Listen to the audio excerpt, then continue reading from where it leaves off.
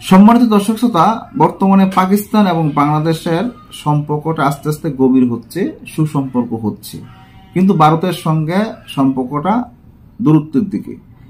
এতে কি বাংলাদেশের কোনো ক্ষতি হবে নাকি লাভ হবে?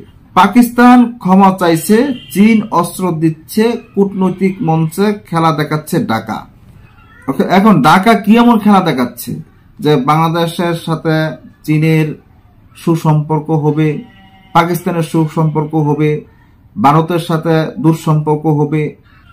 এটা নিয়ে কিন্তু এখন বাংলাদেশ, ভারত এবং পাকিস্তান এই দেশগুলো এখন এমন পর্যায়ে গিয়েছে যে দাওকুরাল সম্পর্ক।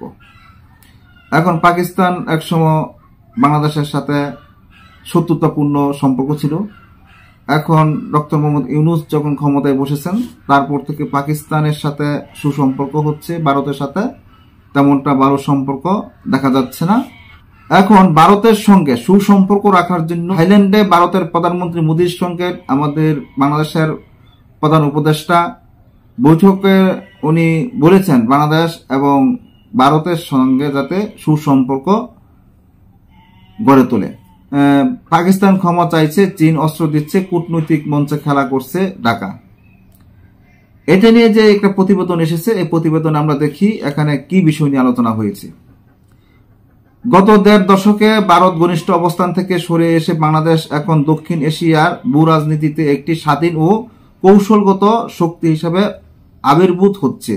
শেখ হাসিনা সরকারের পতনের পর অন্তর্বর্তী সরকারের নেতৃত্বে ঢাকার বহুমুখী পররাষ্ট্রনীতি নয়াদিল্লি থেকে ইসলামাবাদ, বেইজিং থেকে ওয়াশিংটন পর্যন্ত আঞ্চলিক শক্তিগুলোর মধ্যে নতুন সমীকরণ তৈরি করছে।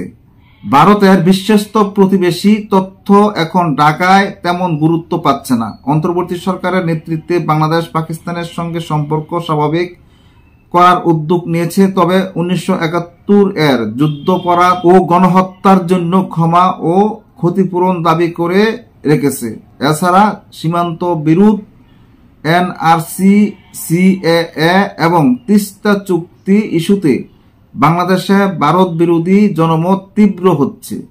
বাংলাদেশের ৭০% সামরিক সরঞ্জাম এখন চীন থেকে আসে, যার মধ্যে রয়েছে রাডার সিস্টেম, মিসাইল এবং যুদ্ধজাহাজ।